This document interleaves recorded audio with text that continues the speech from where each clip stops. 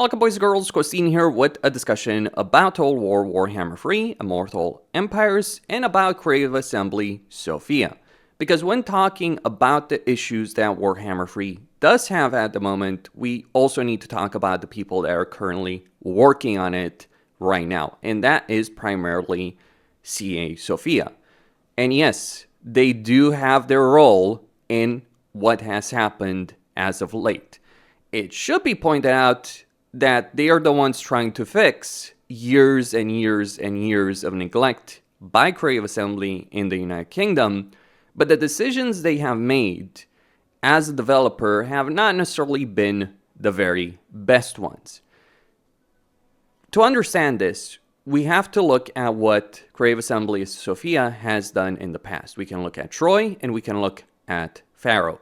Warhammer 3 is not the first game that they've struggled with. They struggled with Troy, they struggled with Pharaoh, and suffice to say, Troy and Pharaoh, there's a reason those games both failed. They didn't sell well, they didn't do great, and yes, Dynasties was a significant improvement. And look, I'm a fan of Troy, but I know exactly why Troy didn't do so well. It's not just marketing or the community or the price point of those games. It was the decisions that CA Sophia had made with regards to those games.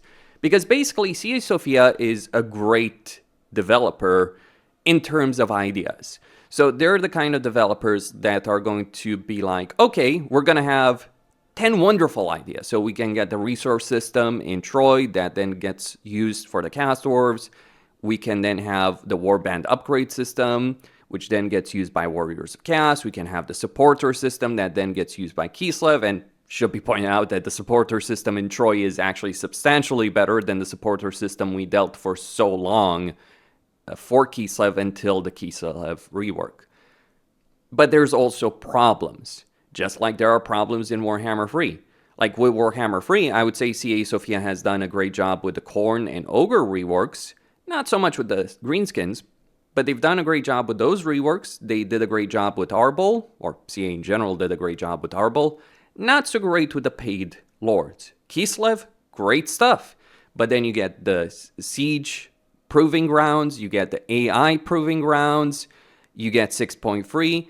You have a lot of things that have happened over this year where it's great ideas in theory, including things like unique locations, various bug fixes that they've implemented, some good, some bad, but you have a lot of things that they're trying to do at the same time and only managing to do a couple of them. This is the same problem that both Troy and Pharaoh suffered from. Lots of great ideas, very big map if we look at Pharaoh Dynasties. In terms of content, Dynasties is arguably one of the best expansions that Total War has ever had, because yes, some of it was recreating Troy and Pharaoh, but if you look to the east, Babylon, Assyria, other factions, cavalry, lethality, dynasty system, ancient legacies, there's a lot of things that CA Sophia did in Dynasties that Creative Assembly never did. But this is what we would call feature creep. It's like if someone made 100 chicken sandwiches for you, right? It's amazing, being served 100 chicken sandwiches, but then you start eating and then just the meat doesn't feel right. And then, you eat one, you eat two, and then you realize, oh, this is undercooked. And then you stop eating because, yeah, 100 is awesome. But if individually they aren't cooked properly, then you're going to have a big problem on your hands. And that is the core issue, feature creep, or as you might call it, bloat. Really. And CA Sophia, in particular, is responsible for this. They've done this many times before as a developer. They did it with Troy, they did it with Troy DLC, they did it with Far Arrow at launch, and they've done it with Dynasties. Dynasties is a great game where they did polish certain things up, but they also created other things as well, other problems as well. Now, it kind of works out in Dynasties because campaign customization does help soften the rough edges of that, so you can actually have a pretty solid campaign experience, though there's, again, still problems, in particular with the AI and how it can't handle resources in that game. I mean, it couldn't handle it in Troy, but it has improved dramatically compared to where it was before. And that's the sad part for me, because I actually do like dynasties using campaign customization, but people aren't interested. You can't just continuously release broken stuff and then fix it later down the line. People eventually are just going to get sick and tired of you doing so. It does, however, showcase the potential that a company or a team does have. So who's to blame ultimately? Well, obviously management is to blame. I know it's a very popular story to say, oh, it's just a big corporation, it's management. And ultimately, I do hold the view as someone who has been in charge of projects, as someone who's been a leader, team leader, project manager, etc.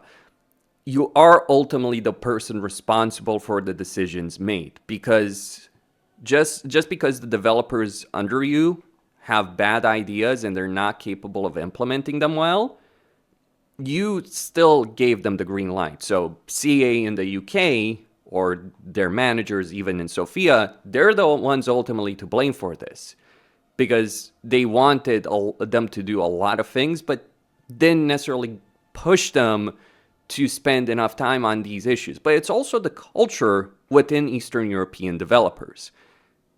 As someone who is Romanian, who's lived here my entire life, and very connected to people on IT over here, it's something I've seen before. See, anyone who works in game development or IT in general in Eastern Europe, the equivalent in the West would be like Wall Street traders. It's really that simple. Because you look at Eastern European salaries and then you realize IT workers, game developers, especially for big companies, they're earning a lot of money compared to everyone else. You're looking at salaries of 2,000 to 4,000 euros per month. And while I know that isn't huge by Western standards, the equivalent is really like being a Wall Street trader in a lot of ways. Highly educated people, very driven, very relentless. They can do things that no other developer on the planet can do. Not in Asia, not in the West. You have people that work their asses off to get where they are, or they went through difficult universities to get where they were. They studied their asses off to get where they were. And you can see that reflected in the work they do. But there is a problem. When it works brilliantly. When it doesn't work, it's an epic fail. Kind of like Wall Street. You want to understand Eastern European IT and game development culture? Look at the Wolf on Wall Street as a movie and consider that for IT. And that is exactly the kind of situation. It can work brilliantly well, achieve amazing successes, but then it can also fail very, very hard. It's how, for instance, you get a situation like CD Projekt Red releasing The Witcher 2, which is an amazing game to play, to enjoy, with a really great story, a tight story, and then you get Cyberpunk 2077, which has feature creep as well, bloat, when there's no restraint. It's that lack of restraint that's the problem, really, with Eastern developers. Again, they make a lot of money, they're highly educated, and they're living in a country where a lot of people aren't as well educated. There's a lot of things I could say about Eastern Europe, again, as someone who's lived here my entire life, but that is the core issue. It's how you get a game like Broken Arrow coming out this year. Amazing game, does so many things well, but then it fails very hard because the developers refused to listen to people that told them straight up, not having a save function, not having a surrender button, X, Y, and Z issue was going to cost them. And it did. And yeah, sure, right now they're trying to fix those issues, but it's too late. They knew before the game came out. They were told by beta testers, and they didn't listen. Why would they listen? You know, there are people making big bucks in Eastern Europe. They consider themselves so far ahead. It's a level of arrogance. It's crazy. Not everyone is like this. There's different types of people, but there is certainly a huge level of arrogance in display, but also just people in a culture, in a work culture, where they're so detached compared to everyone else. And let me put it like this. If someone works in IT in Eastern Europe, that's one thing, right? You might get status, society, respect, but then when you're working in game development, you're seen as something of a joke. Doesn't matter how much you're working. So it's just leading to that detachment from everyone else. And that is a big problem to deal with. I mean, I'm sure it's a big problem in Western game developers as well, but less so. So it's a big problem that creates a kind of developer environment or company environment where they don't realize how things are going to blow up. And you can see this with CA Sophia themselves. You can see it in their interviews, because they've done interviews with Kislev rework. They were like, we didn't quite realize what we were signing up for. And then after they release Kislev, they then delay Tides of Torment, but they also do, or CA in general does, Lizardman and Tomb King reworks. They try and do AI, they try and do Siege, they do unique locations. It feels like this is a pattern. This has happened before. It happened with Troy. It happened with Pharaoh Dynasties. My conclusion in all of this, though, what do I think CA Sophia should do? Or what do I think CA and Sega should do about CA Sophia? Well, I think the potential is there. Really. If this is the reason why so many of us who have played Troy and Pharaoh, why so many people that have enjoyed those games will defend CA Sophia, because we see that potential. We can almost feel it. We can almost touch it, but it's just not realized. So what they need is focus. What they need is better management. What they need is clear deadlines. And what they also need is not to deal with 10 years of broken code in Warhammer 3.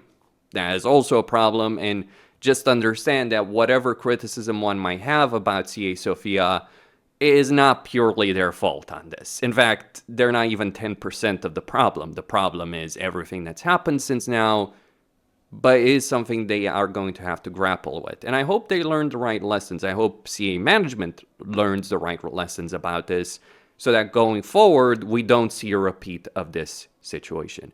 I guess we'll find out what kind of direction they're heading into with Tides of Torment, because they delayed it because they were not satisfied about the quality of the content. Hopefully,